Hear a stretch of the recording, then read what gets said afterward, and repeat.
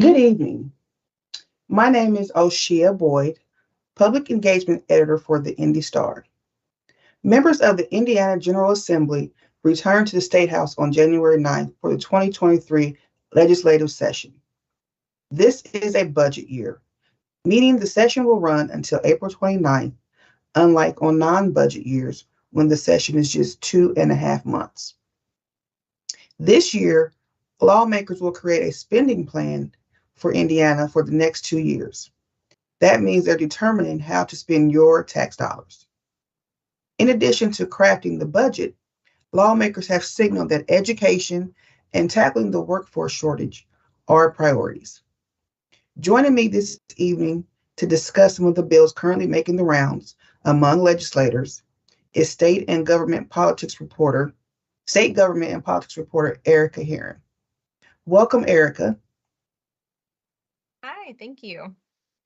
Well, I know that covering legislators they're keeping you busy. So thank you for taking some time out of your day to join me. Absolutely. As you can see, I'm still at the State House. Actually, I didn't have a chance to get home yet. So it's been a long day here, but lots of exciting and interesting things happening. Well, that's one of the exciting things about covering this beat is that, there's always something happening. It is a long day for you. So again, thank you so much for even coming on and doing this with me today. I felt like it was so important to let people know what's going on because people are busy. People are really busy. You can't always keep up with what's happening in the General Assembly. So before we talk about specific bills, I'm sorry. Go ahead. No, you're good. I agree. I agree. It's super important. So I'm glad to be talking about it with you. Well, before we talk about specific bills, I want to discuss how lawmakers determine the budget. You get to see how the sausage is made, something that most of us don't get to see. So what goes into crafting the budget?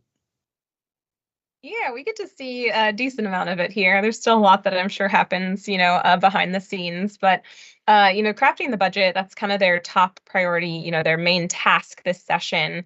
But it really started months ago when, the state agencies start putting together kind of their budget requests.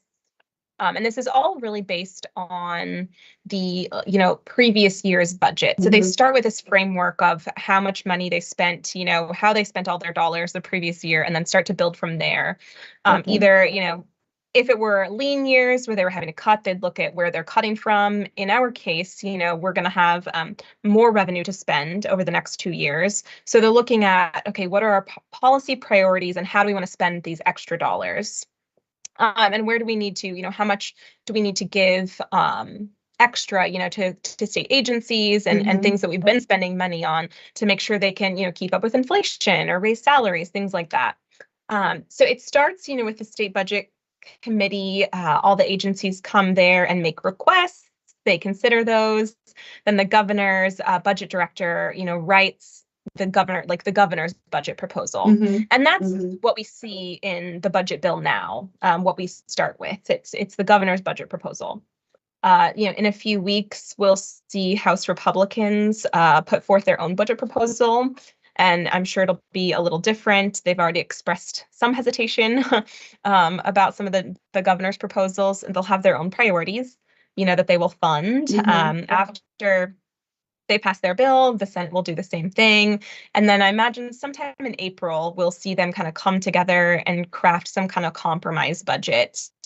And that'll be based on an updated revenue forecast that we'll get in April. And that'll really give us kind of the final numbers on how much money they'll have to spend over the next 2 years. Okay, so it's because it seems like it's so sudden and short, but it's really not what you're telling me.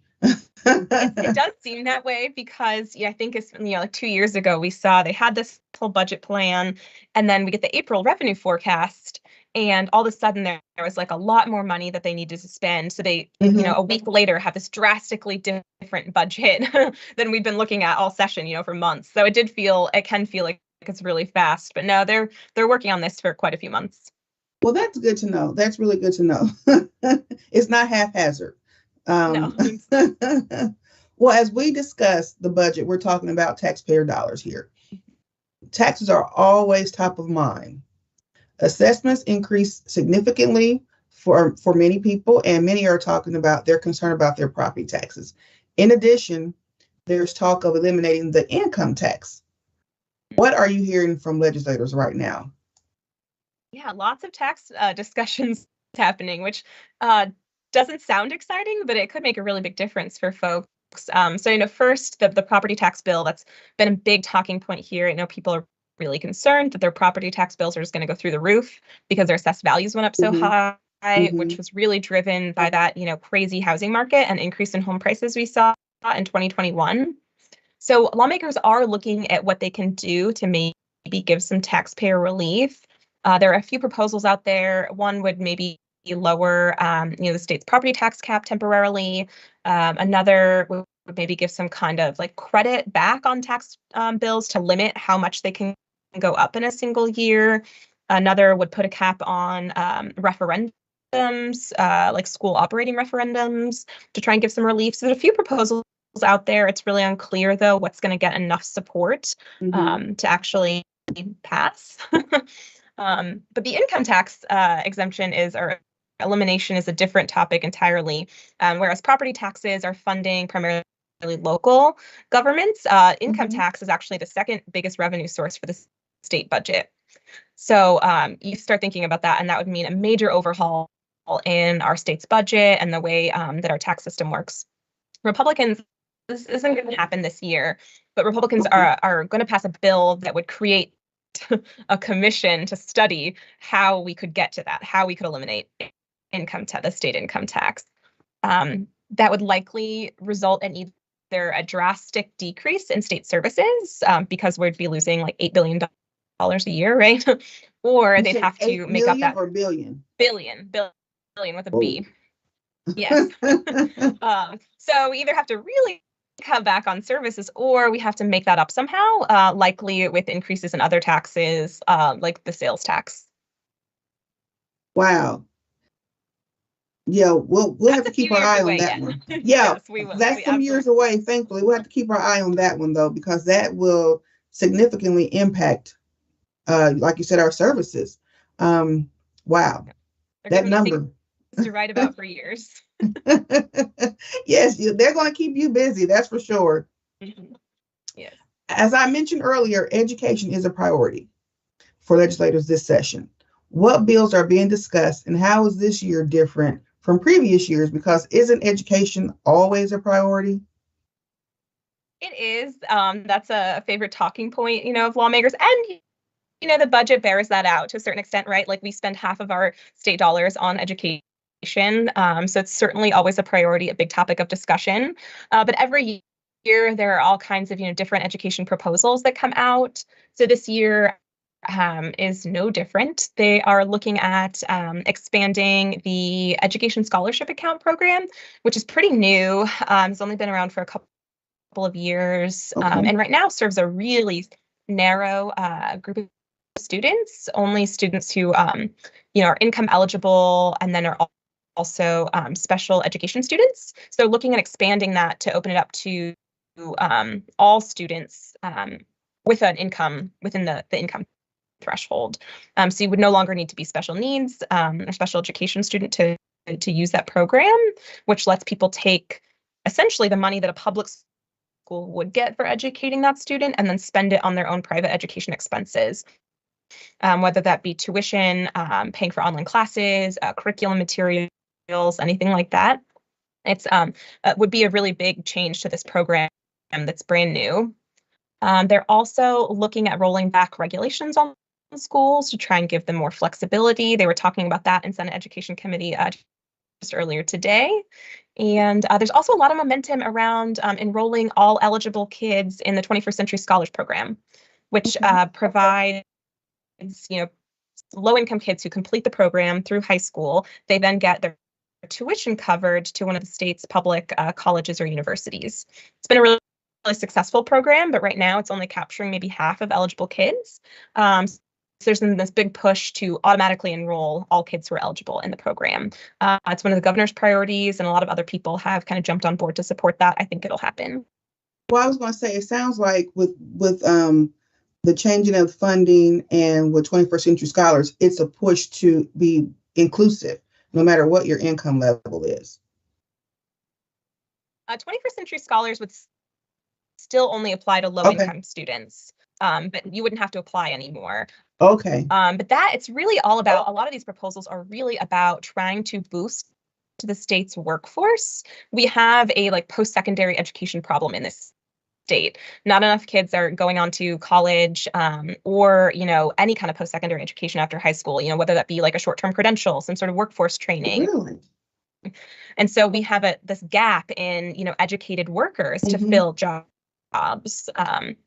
So lawmakers are really concerned about this because it doesn't matter how business friendly your tax climate is if you don't have people to fill the jobs. Companies are going to bring them here. So that's what a lot of this is about, and that's also behind their big push to reinvent high school. It seems like we reinvent high schools every few years in Indiana. So what's the reinvention this time? Yeah, there's been a lot of the last decade or so, we've seen every few years some sort of shift either in the state's accountability system or our state testing, something like that. This year, they're really looking to change a lot of like the diploma requirements and graduation requirements.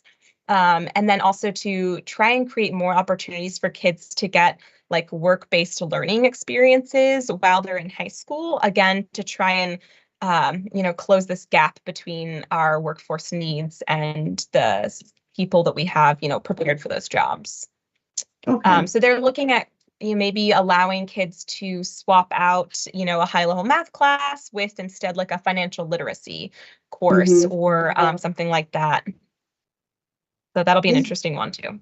This has definitely been a problem in Indiana for a while now. So hopefully we get this situation figured out this time. Interesting. It could be, a really big shift, but I know a lot of folks are also feeling kind of whiplash in the education world that, you're changing requirements and expectations every few years, makes it hard to keep up. It makes it hard to really get any consistency. And it also makes it hard to, really measure how well our schools are performing if you don't have consistent measures every year to look at. So I think a lot of people are hoping that this will, whatever happens, will be, it for the next few years. Yes. Until the next time. So a couple of bills in education have created some controversy. One will prohibit discussing sexual orientation and gender identity in elementary school and has been likened to the Don't Say Gay bill in Florida. The other seeks to ban children from dressing up as furries in school. Can you talk about either of these or what's going on here? So I actually just sat in on a hearing on this furry bill earlier today, just a few hours ago. So, and it wouldn't ban kids from dressing up as furries or wearing, a lot of it's, I think, kids who like to wear cat ears to school. That's a trend right now. Like they sell them at Target and Old Navy. They're everywhere right now. It's very, very popular. So it wouldn't ban any of that, but it would just reiterate to schools that they are allowed to create and enforce dress codes and to curb disruptive behavior. The bill's author said he heard concerns from some parents and from some school employees that these kids who are dressing up as animals are actually being really disruptive in the classroom. And so this was his attempt to not require schools to do anything, no mandate, but just to remind them that they are allowed to enforce a dress code and to curb disruptive behavior, which they can already do. It's really in response, though, I think, in some ways, these concerns are a response to this national wave of largely unproven but very powerful rumors that there are all these kids who are dressing up as animals or identifying as animals or using litter boxes.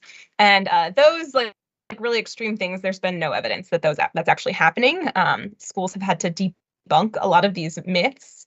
But yeah, it wouldn't ban anything, but it's just reminding schools they can address concerns as they come up. Well, thank you for clearing that one up. Yes, yeah, it's a talker for sure. And the Don't Say Gay, quote unquote, Don't Say Gay bill, as some people call it, or this bill that would prohibit the talking about sexual orientation, gender identity in elementary schools. That has been filed, but it hasn't gotten a hearing yet. So I'm interested to see if that moves. It's obviously been super controversial in other states. We saw a lot of protests in Florida when they passed their bill. So waiting to see what happens with that one. I know there's some concern from the LGBT community that this could be, harmful, and even, the filing of it, but particularly if it passed, it could be harmful to, kids who identify with that community. Mm-hmm. Mm-hmm.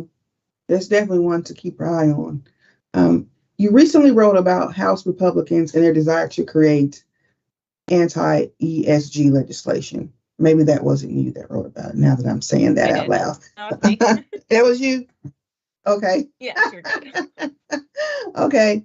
First, what is ESG? And second, what is the purpose of this legislation? Yeah. So I did write about this a couple weeks ago. I learned a ton. So ESG stands for environmental, social, and governance investing. So it was a trend that started a few years ago where a lot of these big investment firms were kind of using their power to, all the money that they're investing in public companies to try and push those companies towards, policies that were keeping, environmental, social, or, equitable governance policies in mind, trying to push them forward, towards maybe like protecting investments from climate change impacts down the road, things like that.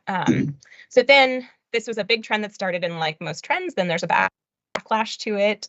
So then a lot of people saw this as kind of like woke investing, or woke causes were being pushed, and there's a lot of public money in these big firms. Indiana's retirement public retirement system is huge. So lawmakers here, and this has been, this is a trend across the country. A lot of conservative states have done similar things.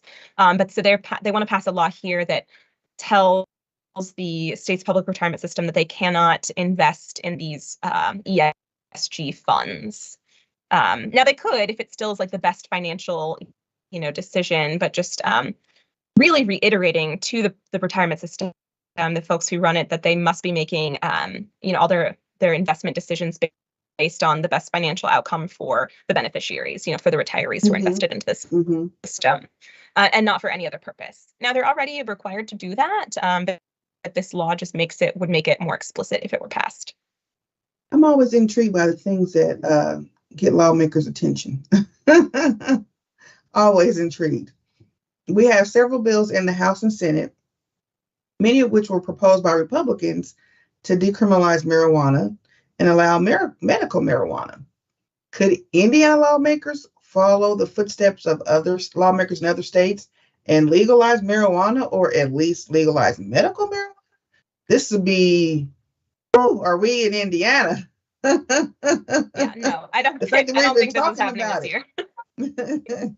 The fact that we're even discussing it, though, is major. No, all the conversations, have been a step forward, I think, for people who would like to see this happen. I do not see us legalizing marijuana in the state this year, or probably anytime soon. All of the kind of leadership people in leadership positions have said they are not going to act on this until the federal government acts on it and makes it legal first.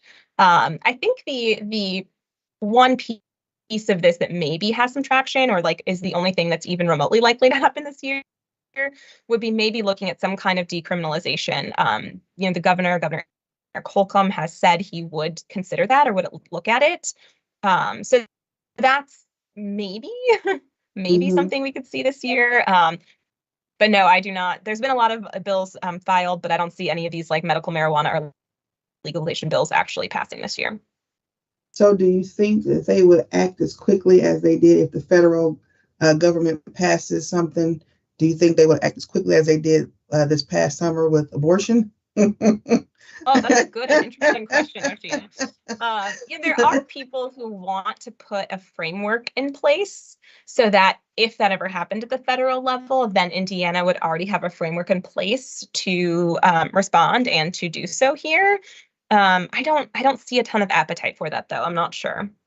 Okay. So if they don't do that, then no, they would not act that quickly. Well, I'm just thinking people, marijuana proponents would love to see them jump as quickly as they did if the federal government makes They it would. legal. There's a lot of people that would like to see this happen. That's a fair question. Well, and speaking of abortion, we knew that this was not going to not come up again this session in various ways. So it's not necessarily coming up as an abortion bill necessarily, but the legislators talked about in August um, creating, putting more money into services to help women and children, because that was a lot of the discussion was about, that you're banning abortion, but then there's all these people that have needs out here. So what are you going to do? So to answer that, um, they're talking about putting their money where their mouth is for a change and actually funding services for that support women and children. There are bills dealing with child support payments, expanding wraparound services for women. And the child support payment is very interesting because that's talking about from the time the woman's pregnant, correct? Exactly. Yeah. Yeah, so that's very interesting. Then you're talking about lowering the cost of adoption, expanding foster care, the foster care system, just to name a few. What are you seeing happening with these bills, and do you think there is going to be really any traction? Yeah, it's interesting. So the as far as like money for wraparound services, they did pass some of that in the special session too, when they Okay. passed this near total ban on abortion. There's a companion bill that had some money for wraparound services, but what they said at that time was, we will come back. This is because there was some criticism that it wasn't enough money, right? They said, well, Mm-hmm. we're coming back in January for a budget year, and then we'll do more then. This was just kind of for the time being. So I do Mm-hmm. expect to see that conversation. I expect to see more money into some of those wraparound services to support pregnant women, mothers, and children. And then, yeah, I do think that the child support payments bill will pass, which wouldn't require child support payments to start during pregnancy, but would allow for judges to make that determination. That is on the House Republicans' priority bills list, and they have a supermajority here, so usually the supermajority's priorities, they can get passed Mm-hmm. pretty easily. Mm-hmm. That is an interesting one, but I think we'll see that move. I think we'll see some additional supports for foster care families as well. That's another big priority for them. And there's a lot of bills out there that would deal with it in different ways. So I think we'll see something there. I'm just not entirely sure what that will be yet. Okay, thank you. Well, Yeah. before we wrap it up, quick question. Are there any bills that you think that we should pay particular attention to happening right now? Oh, that's a good question. There's a couple of interesting things happening tomorrow. So Senate Bill 1, which will deal with mental health supports, which has been another big conversation here. And I think really statewide, it's a big priority of Lieutenant Governor. She's actually expected to testify on this bill tomorrow, which is pretty rare. So that was going to be happening tomorrow morning. And then I'll be watching a bill tomorrow that would, it's one of the property tax bills that we talked about, but would limit how much money schools can collect on operating referendums next year. So that's a really interesting one too, and I think will be a bit controversial. I've talked to some school folks who are already kind of upset about that one. Oh, So we'll see what really? happens with. Yeah. So it might be an interesting. If anyone likes watching legislative committee hearings, that one might be interesting.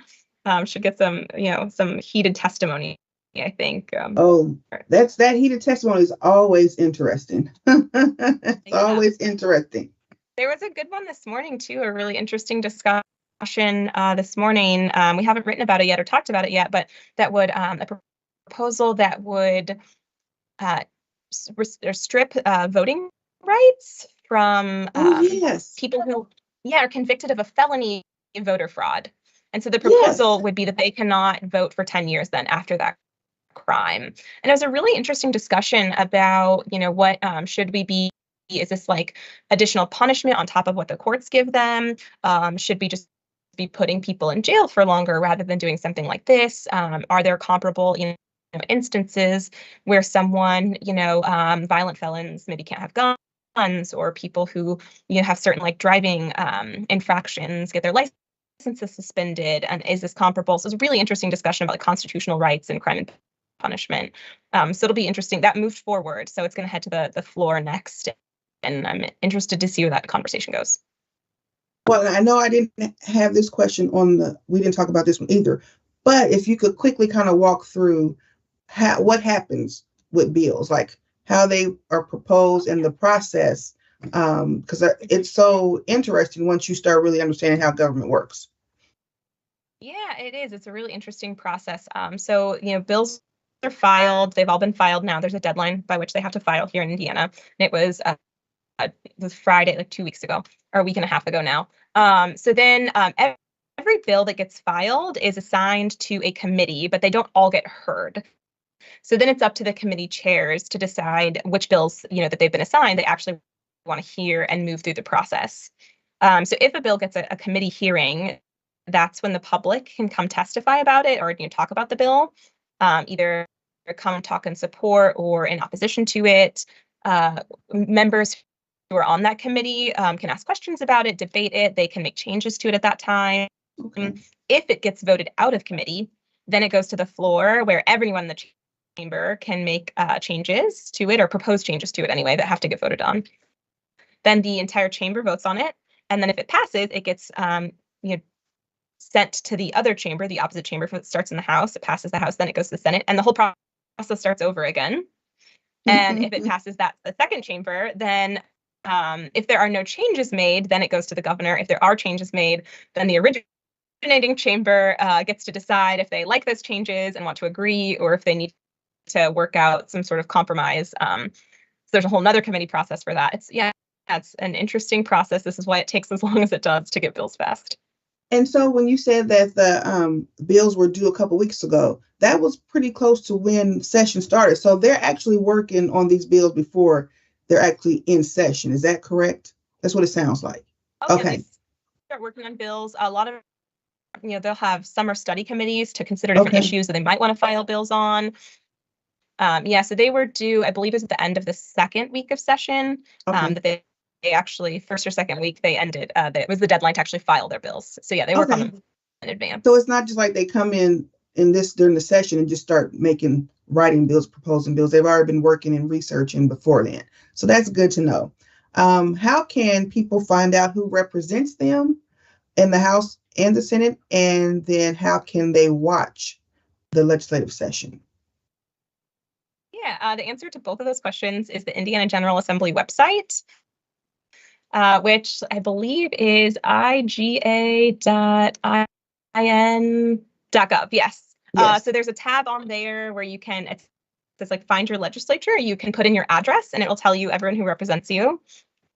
And then that's also the website is where you can watch live all of the committee hearings, all of the session meetings are streamed live, and then also archived, so you can go back and watch previous sessions. Yes, that is. I forgot about the archive because sometimes they have two going at the same time, and so you have to choose which one to watch live. But you can also go back and watch the archive, which is good to know. So thank you, Erica. I know that you are busy. I know that you still have another story you got to get turned in, so I don't want to take up any more of your time. Thank you so much for sharing with us what's going on in our Indiana General Assembly. You guys can reach out to me with questions too if anyone has them. Always happy to talk legislature. Thanks. Thank you so much. You have a good night. You too.